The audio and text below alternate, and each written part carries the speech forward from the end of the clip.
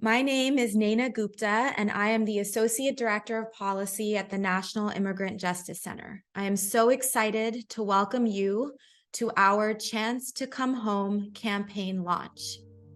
Today is about those who the United States has deported, people who lived in the US for years or decades, torn from their loved ones. They have faced the brunt of the injustices and imperfections of the US immigration system. Deportation is almost always grossly unfair. Many deported people are stranded abroad, even though they have strong claims to lawful status in the United States. The unjustly deported include U.S. military veterans, civil rights activists, former DACA recipients, and a disproportionate number of Black and Brown immigrants. NIJC and a group of 10 deported individuals, alongside their families, members of Congress, dozens of organizations, and advocates around the world, are launching a campaign making a simple ask. Give people who have been unjustly deported a meaningful chance to come home. Concurrent with this event, today we have launched our Chance to Come Home campaign website at immigrantjustice.org/chance to come home. We invite you to visit and dive into the stories featured there and join us in speaking out to demand their return home. In a few moments, we will premiere an important short film, but first, I'm thrilled to turn to U.S. Senator Cory Booker, who just this week chimed in with his support for our Chance to Come Home campaign and the policy ask at its heart. Senator Booker? Look, we have a real problem. We have people being deported from the United States, being separated from their family, their loved ones, their communities. And these folks who have been deported have strong legal grounds for remaining in this country. We know folks are being deported in ways that are just grossly unfair, that don't sit with the values of us as Americans. I mean, imagine being deported when you're having ongoing litigation, being deported when you have reasons, legitimate ones, to stay, or being deported for some years ago nonviolent legal issue like possession of marijuana that suddenly catches up to you, or being deported because you were protesting the previous administration about the conditions of detention. This does not sit with our values. We are a nation that understands that so many folks, many of whom we've deported, have so much value. They're part of our community. They have families here, children or parents. Many of them have served in our military, have made vast contributions to their communities, have contributed to our economies. I've worked very hard in the criminal justice space. We passed legislation making our criminal justice system more just and fair in a bipartisan manner.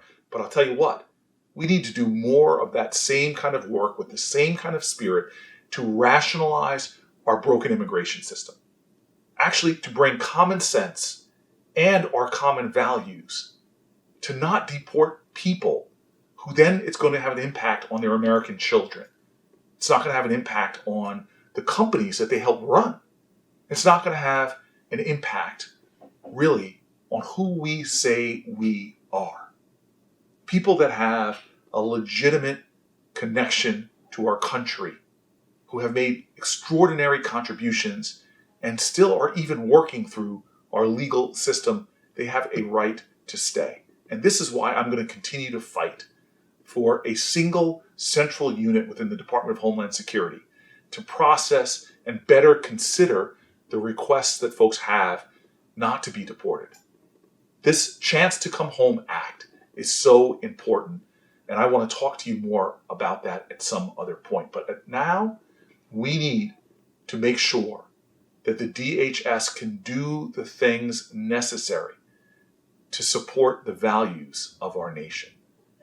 It's time to expand the opportunity so that families that you'll hear from today, their stories, their truths, their call to our conscience, as well as to our intellect and common sense, that these folks are not unjustly deported, separated from their loved ones. There are ways to do this, to do it right, to do it in accordance with our values and our best interests, and to do it in a way that's fair. Thank you. Thank you, Senator Booker. And now we are excited to share with all of you for the first time a short film produced in partnership with award-winning filmmaker Alex Rivera, which tells the story of Howard and Vanessa, two U.S. immigrants, both deported and one still trying to return.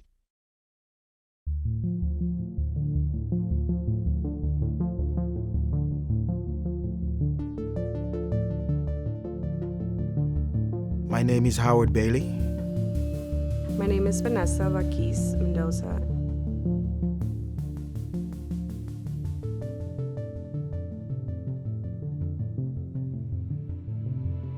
I was originally from Jamaica.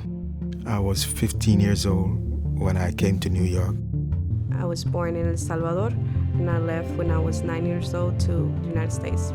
I signed up for the military. I got married. I started a family. And I started my trucking business. Things finally was looking up. When I was 16, I got pregnant. My oldest son, Jason, he had Pompe disease, rare disease, didn't have no cure. Get out there, Jason! He used to be like, Mom, stop screaming so much because you embarrass me. In 1995, I just got out of the military then, fresh, not even 6 months. And I get arrested for marijuana.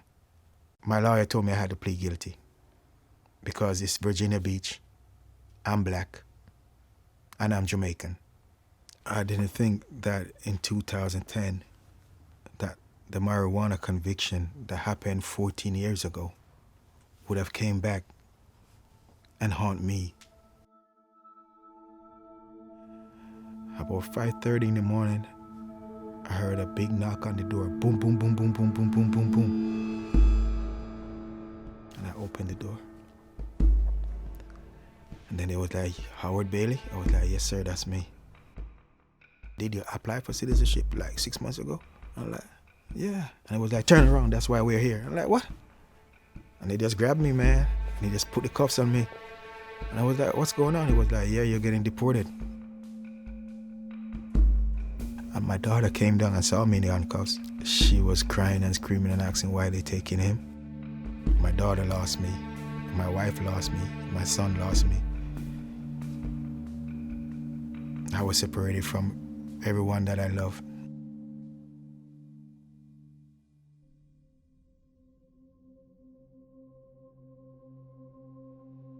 It was a day before Jason's birthday. I wanted to do him a little party. I went to the store with a friend of mine. She was like, oh, let's just take it.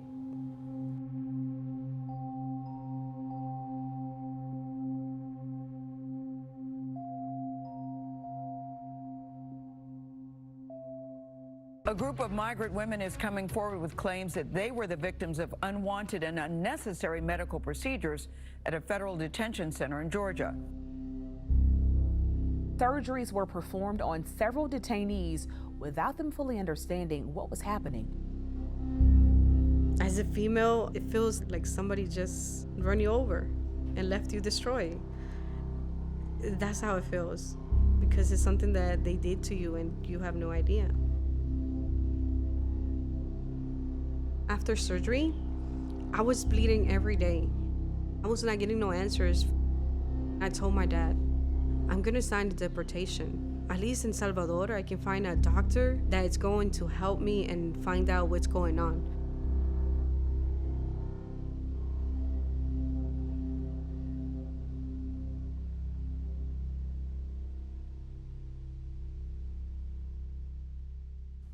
I was in Jamaica. Oh, man. I didn't know what to do. Good afternoon. I'd like to call to order this meeting of the Senate Judiciary Subcommittee on Immigration, Citizenship, and Border Safety. We'll now turn to Mr. Bailey, who's participating virtually. Mr. Bailey, please proceed with your testimony. I have now been living in exile for 8 years.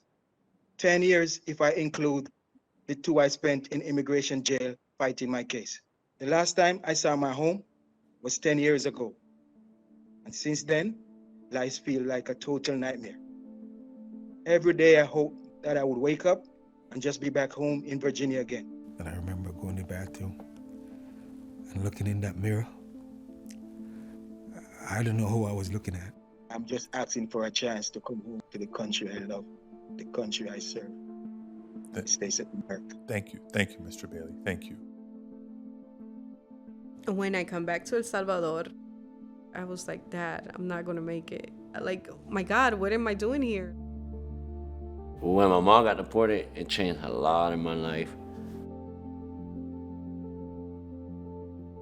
My mom was responsible for my medicine, taking me to the doctor. I was just lost. I was like 15, 16 years old, lost. Everything went downhill.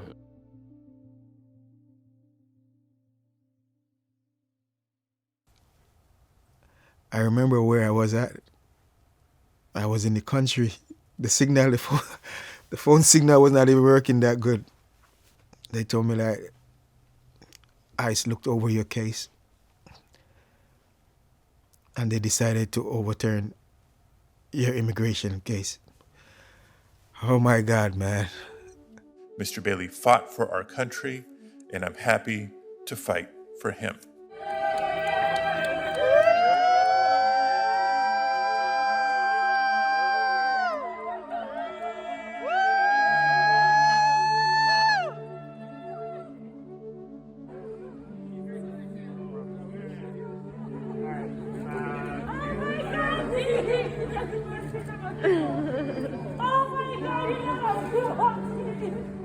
And I saw Brandon. When I left here, Brandon was this high.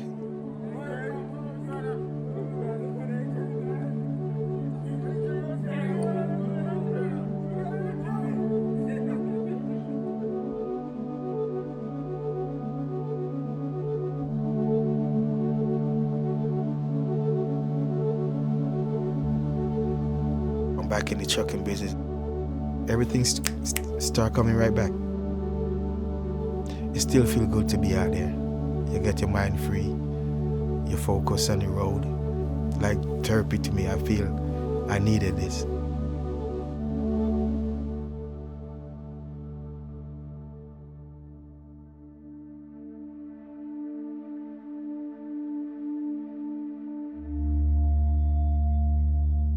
It's hard because I'm not there. I gotta hear him through the phone. I gotta see him, like his voice.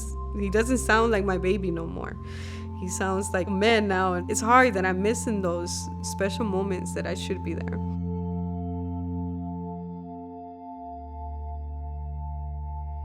I hope that I do get a chance to go back and spend as much as time I can with my kids, to be there with them, to see them grow up and do things right. We're gonna have to wait and see what happens in court. We're gonna have to wait and see what happens. Hopefully everything goes good. I'll be back there soon.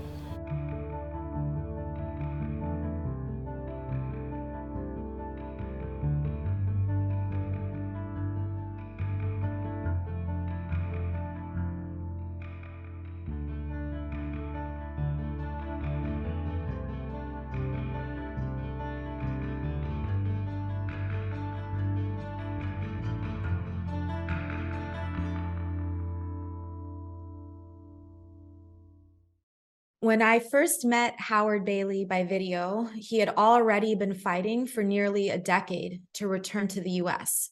He told me he sometimes questioned his life and how he could keep living having lost everything. When I put the phone down that night, I thought of my own childhood in Virginia and my own immigrant family. I imagined what it might have been like to be back in 6th grade, like Howard's daughter, to wake up one morning and watch a gang of immigration officers without warning drag my own father from our home and arrest him on our front lawn only to lose him forever. But I also asked what dozens have asked me since we first shared Howard's story. Why was a guy who lived in the United States for decades and served in the US Navy deported for a single marijuana conviction? and why, even after receiving a pardon in a state that had legalized marijuana and with a Supreme Court decision and U.S. Senator on his side, was it so difficult to come back? And if it was so hard for him to return in the current system, what about the hundreds of others with more complex cases or without legal advocates, but who had experienced equally unjust deportations? Howard was one of 11 unjustly deported people featured in a 2021 NIJC white paper. The paper proposes that the government create a centralized process using laws that already exist to provide people like Howard an effective, fair, and swift chance to present a case for return. Since the paper's release, we have had small but significant policy wins. But more meaningfully, 6 of the 11 people featured in the paper have returned home to reunite with their loved ones. This is thanks to their own advocacy and the support of their sophisticated and relentless legal teams. We welcomed home Howard Bailey,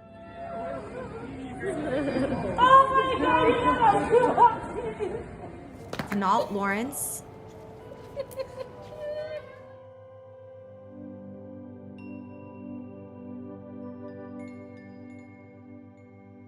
Jean Montreville,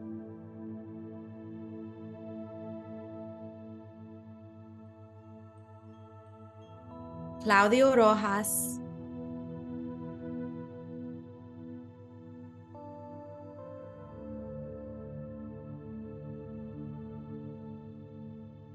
Beto Gutierrez,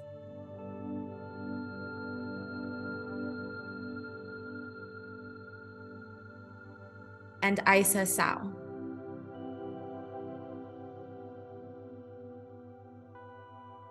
But these 6 cases are unfortunately the exception.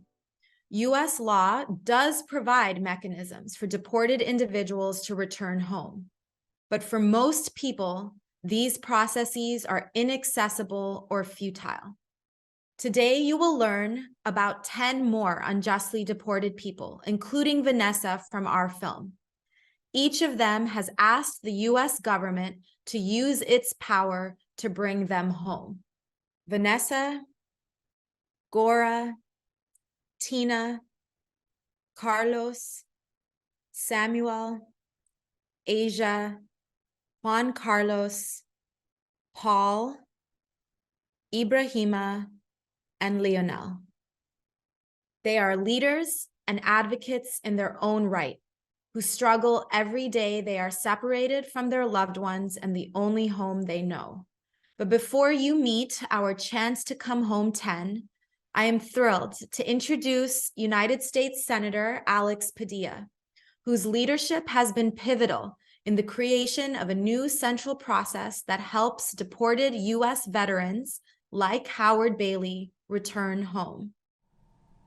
Hi, I'm Senator Alex Padilla, and it's my honor to join the National Immigrant Justice Center to demand better for people who are unjustly deported. As the proud son of immigrants, I know the enormous contributions immigrants make to our communities each and every day. And I also know the fear that exists for immigrant families who have seen just how quickly the government can deport a valued member of the community and leave a family devastated, often without hope for a timely return. Unjustly deported immigrants include community leaders, parents, small business owners, and even patriots who bravely served our country in uniform. Howard Bailey is one of those patriots. I'm glad that today all of you are getting to see Howard's story up close. I serve as chair of the Senate Judiciary Subcommittee on Immigration and had the privilege of getting to know Howard when he testified at a hearing on how our immigration policies affect military service members and veterans. Howard obtained lawful permanent resident status, served 2 tours in Operation Desert Storm in the U.S. Navy, was awarded the National Defense Service Medal, and founded 2 small businesses before he was deported. Mr. Bailey fought for our country, and I was honored to fight for him. His story was one of many that led me to introduce the Veterans Service Recognition Act to prevent the deportation of veterans. I'm proud to have played a part in helping reunite Howard with his family, but too many other families continue to wait as their loved ones are stranded thousands of miles away. Your work at the National Immigrant Justice Center is often the best hope that they have. And I thank you all for all that you do. And I promise to continue to do everything I can to fight alongside you to reunite families. Thank you, Senator Padilla. This year, through the newly established MVETS process, the U.S. government has brought home many deported veterans through grants of humanitarian parole. While still imperfect, MVETS is a proof of concept. We know the government can establish a central process to review requests for return. At NIJC, we are grateful to the founders and leaders of the deported veterans movement responsible for this significant victory.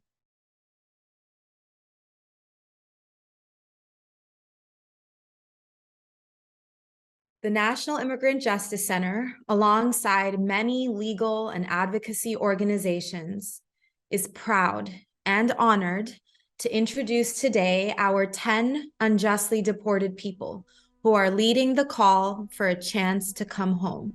Their stories underscore that the U.S. immigration system is in shambles. It lacks legitimacy, flouts due process, and regularly separates people from their livelihoods and loved ones. But until there is political will to fix this, the Biden administration can take small steps right now to remedy the worst injustices. Today, alongside our Chance to Come Home 10, we urge the administration to create a central office to review requests from people seeking to return after deportation. They don't need a new law from Congress to do this. Current laws already include mechanisms for deported individuals to return home, but they don't work in practice. A central office, as we describe in our 2021 white paper, would allow people to actually access those mechanisms to correct bad deportation decisions. And this idea has a growing base of congressional support. Today, we amplify this ask alongside our Chance to Come Home 10. You already met Vanessa Mendoza, who survived unwanted, non-consensual medical procedures in a Georgia detention facility. She felt she had no choice but to accept deportation. An immigration judge agreed to reopen her case, but Immigration Customs Enforcement, ICE, still will not give her a chance to come home to fight her case and reunite with her 3 children. Alongside Vanessa, we have 3 Ohioans with decades of life in the US who were deported to countries in Africa.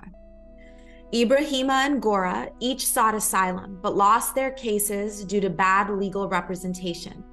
ICE was unable to deport them to Mali and Mauritania, so they both lived in Ohio for nearly 10 years, diligently checking in with ICE as required.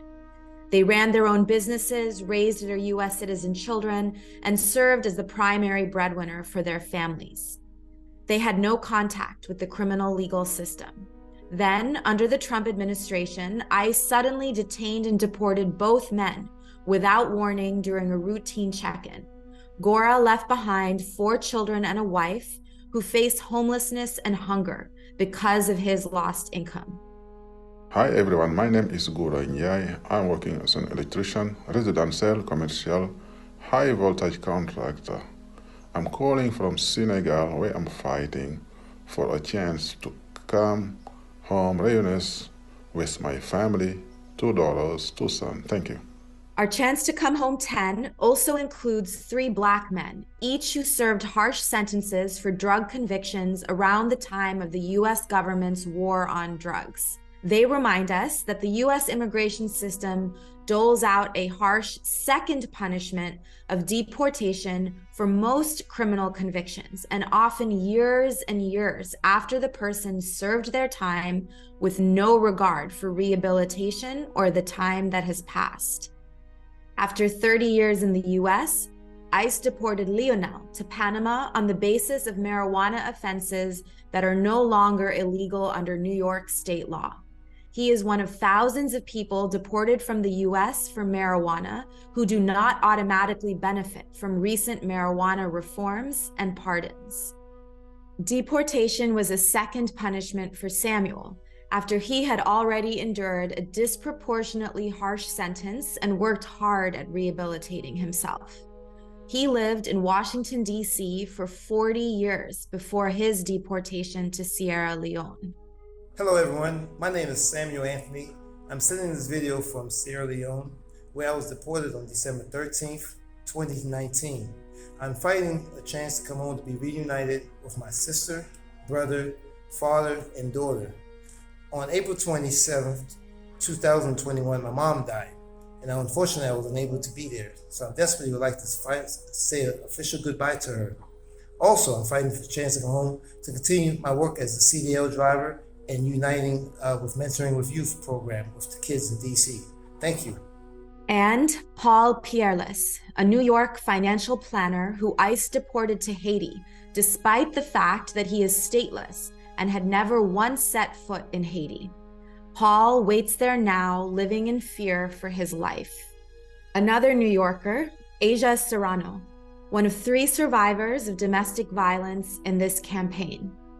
When a New York law passed to protect survivors like her from excessive jail time resulting from domestic abuse, Asia was granted release after 17 years in New York prisons for an act committed under the coercive influence of her abusive ex-partner. But ICE offered no such grace and instead deported her to Panama. Hello, my name is Aisha Serrano. I am living in Panama City, Panama. I am fighting for a chance to come home, to be reunited with my children and my entire family, and also to complete and fulfill my career as a software engineer. Our Chance to Come Home 10 also includes 2 men who have critical legal decisions in their favor supporting their return, yet remain trapped abroad in dangerous circumstances. After 30 years in the US, ICE deported Juan Carlos Escobar to El Salvador, where his life is in constant jeopardy because he is a gay man. He was deported because he did not have a lawyer, and his immigration judge failed to inform him of a law that offered him protection.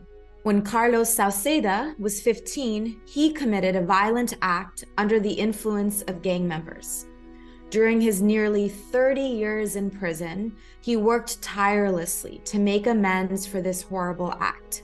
He renounced his gang ties and did exceptional work helping young people say no to gangs. Acknowledging his profound rehabilitation, the state of California granted him release on parole. But ICE detained and then deported Carlos to Honduras, where he could be killed at any moment for repudiating the gang that recruited him as a child. And so he fled to another country.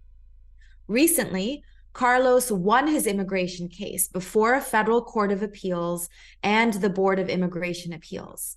That's right, he won protection under US laws, but ICE still refuses to give him a chance to come home. In a moment, you will meet Carlos, who is joined by Tina Hamdi, the final member of our Chance to Come Home 10. Tina was a DACA recipient who lived in Ohio for 20 years. ICE deported her for a single criminal conviction that resulted from surviving domestic abuse. Tina's 2 young children remain in Ohio and live partly with her ex-partner. She worries for their safety and FaceTimes with them every day. Being a teacher now and being around other kids and not my own, what it makes me feel is like it's like a bittersweet thing. It's like a blessing, but at the same time, it's helped me grow drastically. And my biggest hope is just to be able to go back and show my kids the woman that I've become. Just stay strong, be positive, and we have a lot of people that's fighting with us, so we're not alone. You guys made me feel like that there's a fighting chance, because I didn't think that I was on like this point right now. I didn't think it was even possible to start something like this. You know, I gave up a long time ago. I started to think to myself, at this point, I just want my kids here. Like wherever I have to live with them, I'm okay with that. Like because no mother should be without her kids. I tell you, I feel your pain because I saw so many moms in detention just completely broken because of the separation with their children. Things happen for a reason. And when it's time, it's time. And it's time. And I think that there's amazing people that you see here today and all the others that you will meet. That's what they do. They give us hope, and therefore we will fight. And I just hope that soon, like you said, when it's time, that one day we'll sit across the table from them having coffee with your children and say, this is the fight, and we will continue to fight for others. So, like you said, to be alive and to be well and have a fighting chance, that's the most important thing. We can only hope for the best in the future. And again, thank you all. And I'm so happy and blessed to have known all of you. And like Carlos said, inshallah, we will meet one day. Thank you so much, Tina, Carlos, Howard, Vanessa, and our Chance to Come Home 10 for standing alongside the many unjustly deported people living in exile. Deportation is amongst the harshest punishments a government can impose, tearing people from their livelihoods and subjecting their loved ones to destitution. At NIJC, we believe that if you've built a life in the US, raised your children, started a business, have a home, if you've served your community or our country, if you have had contact with the criminal legal system, but have served your time, paid your debt to society, and shown exceptional rehabilitation, if you have won your case before a US court or have the law on your side, then no, you should not be deported. But if you are, then at the very least, there must be a way to make a case for return through a meaningful, fair, and efficient central process. If you support this ask at the heart of our Chance to Come Home campaign, visit our campaign landing page that you see on your screen and scroll to sign your name on our petition. While you're there, get to know our 10 deported leaders better. Read their stories and watch their video testimonials. If you have questions today or through the rest of our program, please use the form below this video to submit those, and we will respond immediately after our program. Now, I'm honored to introduce 4 people who are joining us for a live conversation on the efforts of unjustly deported people to return to the US and our Chance to Come Home policy ask. First, we're thrilled to have with us the Honorable Congressman Emanuel Cleaver, who represents the 5th District of Missouri, which includes Kansas City. He has been a representative in Congress for 18 years now, including serving as a past co-chair of the Congressional Black Caucus. He is co-leading a letter circulating right now in Congress that asks members to support a central process to give people a chance to come home. Congressman, thank you for being here. You have been a critical champion for those seeking to reunite with loved ones after deportation. Why do you feel other members of Congress should support you in this ask, and why do you think there's a moral obligation to do so? Well, first of all, thank you for having me. This is a subject that is extremely important to me because my family wouldn't be together, at least the one I have now wouldn't be together, but for the fact that my wife's grandfather immigrated into the United States from South America. And I think we are, whether we want to accept it or not, or whether we want to use it or not, we are first cousins with the world. This nation is connected inseparably by many bonds that go to many different lands, and what we want is a place in our country. We want to be known as a place of where justice and human rights are paramount. That it's not something that we like to talk about in movies, but that it is a part of who we are. And right now, there are families all across the United States who are struggling to just get by, and because there's some kind of hang up in our system, which is, by the way, awful. I was trying to think of an adjective that could do it. I'm not sure Awful does it, but it is in bad it is badly in need of repair. And so we need to remove a lot of barriers, but we've got to accept the fact that our land is a land of justice and that we are a nation with our arms wide open. Thank you so much, Congressman. I want to turn now to Samelia Anthony. Samelia Anthony and her younger brother, Samuel, arrived to the U.S. from Sierra Leone when they were young kids. ICE, under the Trump administration, deported Samuel after he had lived for 40 years in Washington, D.C., based on an old drug conviction for which he had already served time for, and after years of demonstrated rehabilitation. Last week, over coffee, Samelia shared with me as she celebrated the birthday of her late mother that it was heartbreak that had taken her mother's life because she could not bear her family being separated. We're so grateful, Samelia, to you for being here today. If you're willing, would you share with everyone a little bit about the day that you learned Sam was being detained and put into proceedings for deportation? Thank you for the opportunity. I received a call from Sam on July 31st, 2019, that he had stopped in Virginia to do his yearly checkup that he always does as under ICE. We spent 6 months after they told him that they were deporting him within 2 weeks. We spent 6 months working with attorneys and nonprofits. We also reached out to members of Congress, unfortunately without any assistance, to attempt to stop his deportation. On December 13, 2019, while I was at the doctor's office with my mother, a task that normally would have been left to Sam, we received word that he was at Dulles and that he was being removed. After 41 years, excuse me, it's still very emotional, and it's just like it was just yesterday.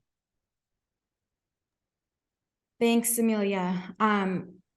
If you're okay to say a bit more, what would you say since then it's been like for your family without Sam, and what have your efforts been to try to bring him back? We have constantly been working with, again, attorneys and nonprofits to bring Sam back. It has been 3 years and 5 months since he's been gone. And like I said, it seems like it was just yesterday. The efforts to bring Sam back has just been very challenging. You know, every area we reach, we realize that there aren't really programs or situations where we can express how it feels to lose a family member, especially one that isn't deceased, but is alive, but you just can't reach out to them. And I'm hoping that through this program and the efforts of Representative Cleaver and Mr. Jones, that we will figure out a way to be able to bring Samuel and the rest of the deportees back to home where they belong. Thanks, Amelia. So clearly 3 years of efforts, before that 6 months up against the system. I want to turn with that in mind to Mondaire Jones, former congressman and current CNN commentator who's joining us today. During Mondaire's time in Congress, he led the call. He was the first to lead the call to the Biden administration for mechanisms to help deported people like Samuel return home. He fought particularly hard to bring home Paul Pierless, one of our Chance to Come Home 10, who ICE deported even though he had never once set foot in the country of Haiti, and after nearly his entire life as a New Yorker. Mondaire, thank you so much for being here and for your early championing.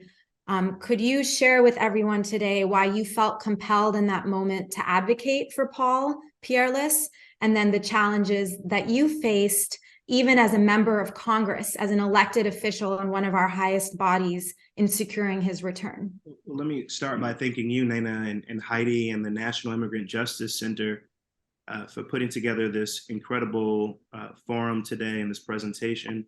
It's great to be with my former colleague, Representative Cleaver, and Samilia. Thank you for sharing what I know is a very painful story, but it is going to galvanize people to pay attention to this very important issue, and hopefully get so many more people returned who were unjustly deported. Like my former constituent, Paul Peerless. You know, I grew up in the village of Spring Valley, which is where Paul had lived the vast majority of his life, having come to Rockland County at the age of 5 years old. For all intents and purposes, it is the only place he had ever known. And so you can imagine my surprise when just a few days into my term in Congress, I received a phone call from an unknown number. And in that instance, something told me to answer it. Heard from Paul's attorney that he was about to be deported. This was, I think, January 18th. So we were in the final days of the Trump administration.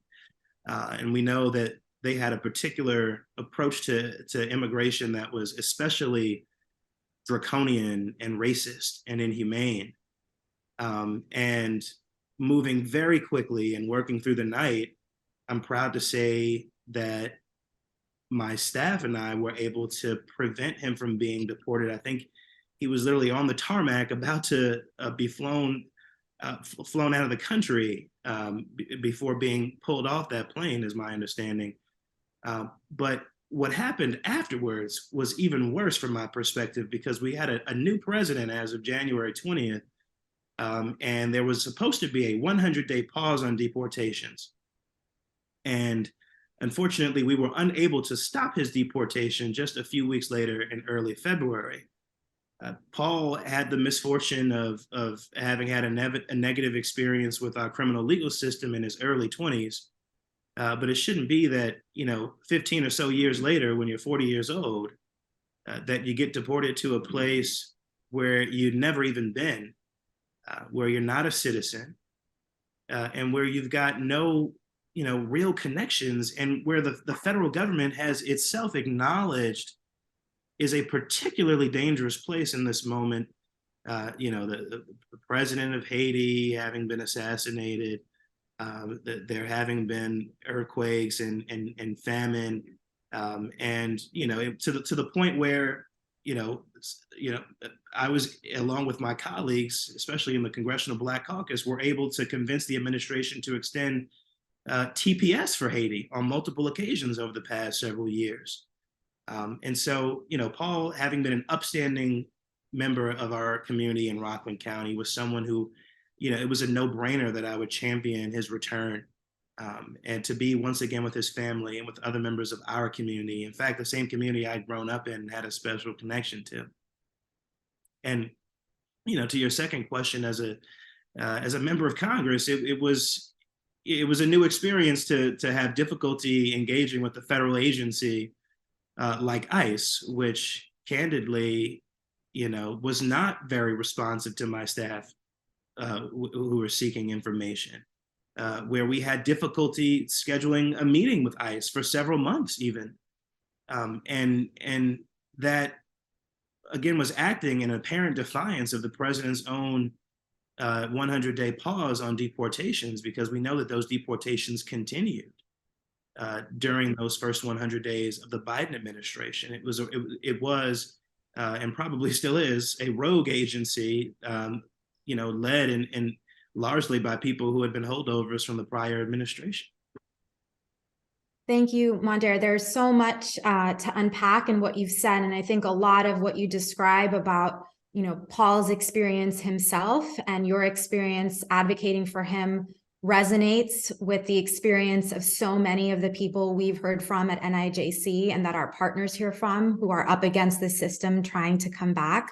I want to kind of zone in, I've heard from Representative Cleaver about the moral obligation here. We've heard from Samilia about the pain and suffering imposed by these deportations, but it is still incredibly hard to bring people back, right? A member of Congress is up against this agency, up against this system, even when folks have clearly contributed to our communities and lived here for decades. So I want to turn now to Heidi Altman, our Director of Policy here at NIJC. Heidi has been leading our policy work here for 6 years, and around the beginning of the Biden administration identified that this was an area that needed more sustained federal advocacy, which led to the release of our 2021 white paper and proposal.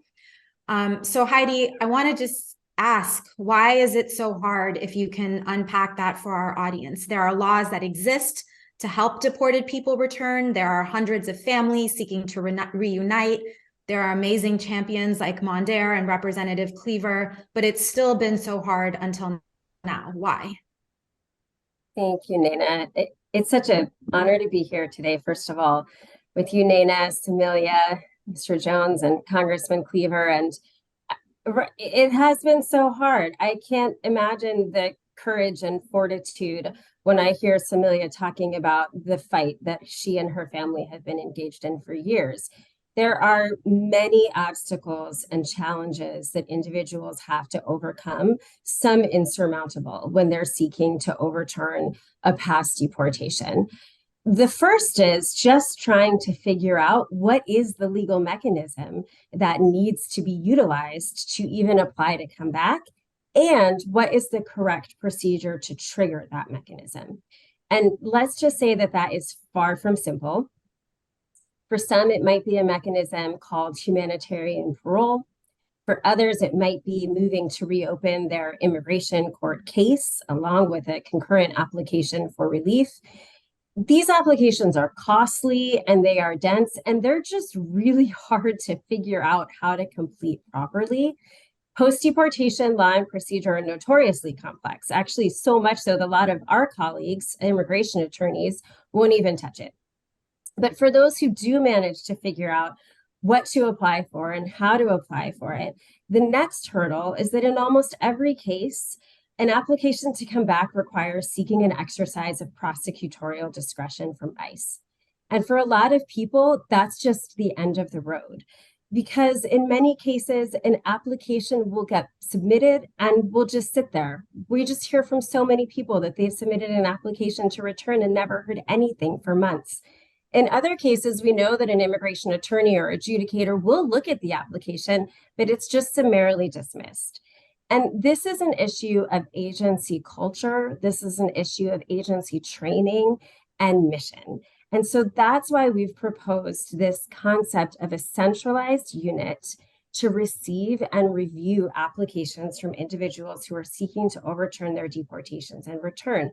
Because people who want to seek to come back to their loved ones should be able to figure out how to do so, and in a way that is understandable and that doesn't require a team of lawyers in every case. And I just want to say that again, because each of the 10 people, these 10 brave leaders you've heard from today, literally have a team of lawyers and in many cases members of Congress behind them, and they are still waiting to come back. They're still waiting for an adjudication.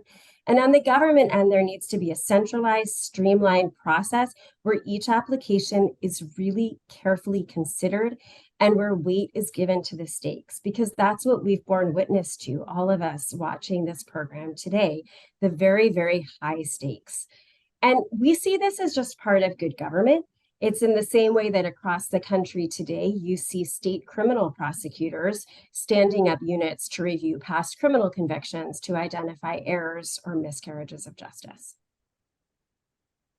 Thank you, Heidi, for unpacking our proposal here for everybody. Congressman Cleaver, I want to turn back to you for a moment.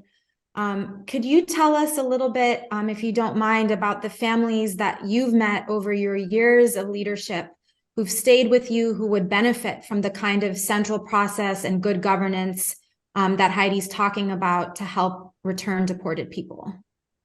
Well, I can in many ways identify with what happened earlier when Samilia spoke to us about her family situation, because I have seen that in this country. I've seen it in this congressional district. But I have a story of Flo Vasquez, who immigrated to the United States of America as a minor in believe this or not, this is unbelievable, in the 1990s. And when Flo became 13, 15 years of age or so, he decided to return to Mexico for a few years, go and visit the grandparents and relatives that he had only heard about. And so in 2019, Flo had lived steadily in the United States since 2011. And the father of an 11-year-old boy and a 7-month-old daughter, who was also disabled. And he was the sole breadwinner of his family. And by the way, a top chef in Kansas City, Missouri. He had a popular restaurant in Kansas City. And then, just as things were getting pretty decent for him, his girlfriend was stopped, who was in the car with him, both of them, by ICE agents.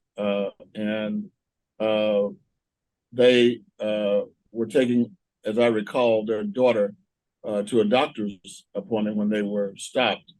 And the ICE agents smashed in the car windows. Imagine you got kids in a car, and a mob, from, these are my words, of angry individuals are knocking the window out of your car, and people are screaming.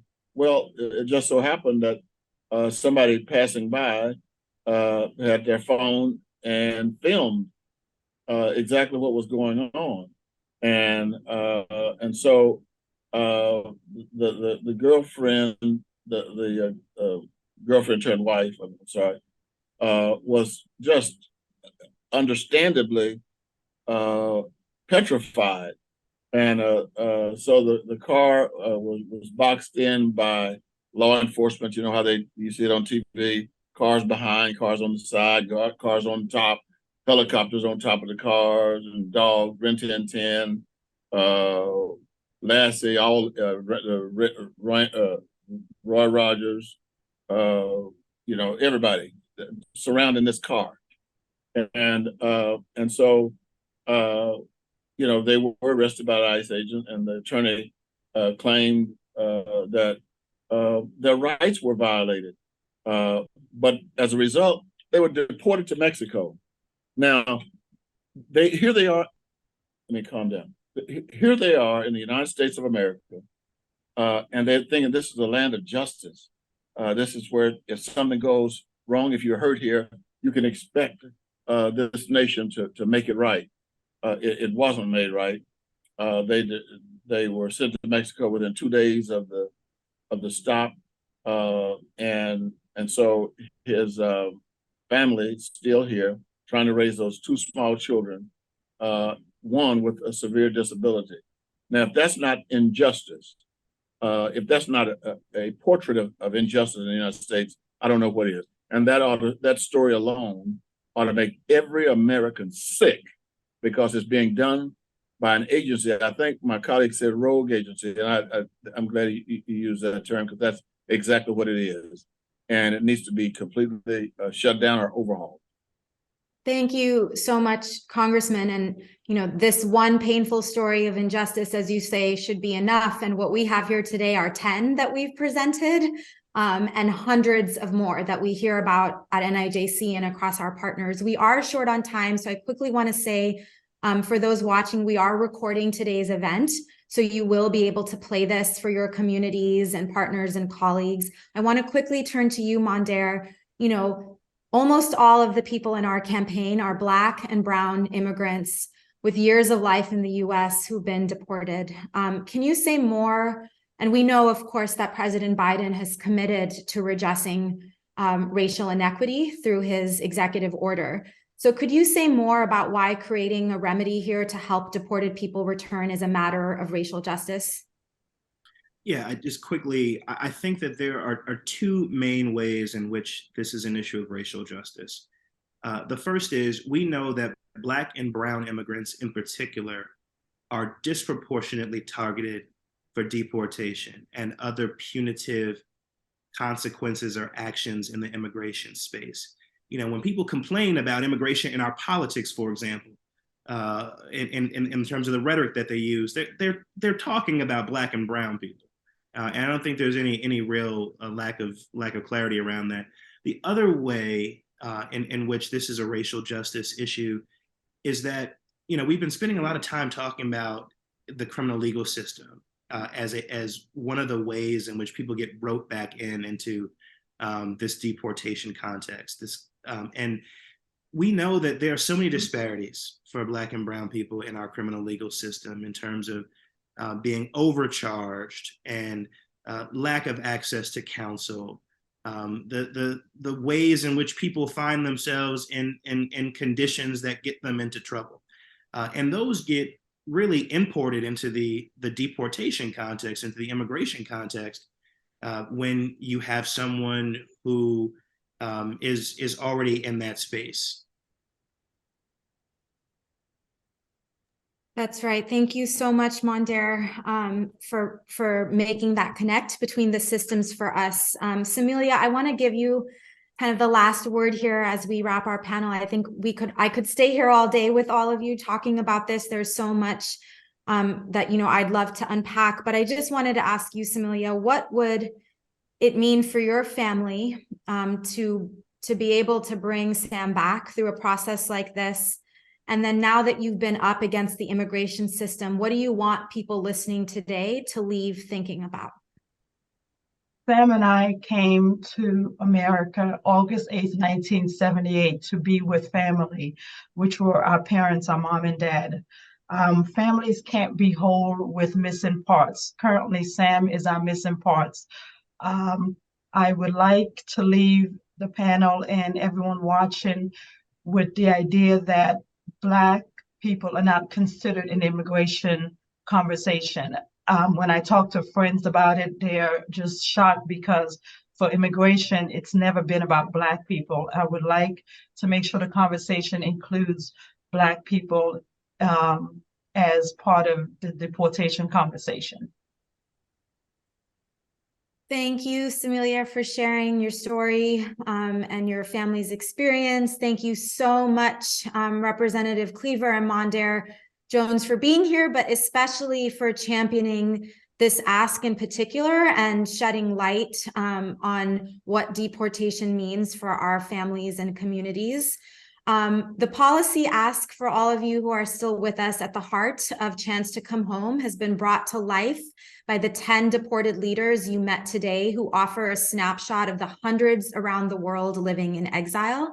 And the policy ask we're making of the Biden administration is simple. It doesn't need Congress to pass something. It's something they can do right now with existing laws and procedures. And we've spelled it out for them in our paper. And we have hundreds of people around the world supporting us. So please join us, sign our petition on our campaign website, scroll down, add your name, follow me and NIJC on Twitter to reshare our call to action. As I wrap today, I want to thank quickly my colleague Nubia Fimbres, who was a critical part of bringing today's launch to life. And finally, as we close, I'm thrilled to introduce the Honorable Representative Espaillat, who is co-leading with Representative Cleaver and Trone and Senator Booker, a key letter in Congress to build support for a chance to come home. Thank you so much, everybody, and thank you to Representative Espaillat. Thank you to the National Immigrant Justice Center for hosting today's event, and to the Chance to Come Home campaign for highlighting the reality of an unjust deportation which has occurred to far too many individuals. My own constituent, Leonel Padilla, is in today's film. After living in the U.S. for 40 years, Leonel was deported to Panama in 2012 on the basis of a 1992 felony marijuana conviction. His conviction was later expunged in 2019. Despite this, his petition to return 4 years ago, Leonel remains in Panama today because DHS ineffective review process. Leonel and the many others who were unjustly deported from their families deserve due process from DHS.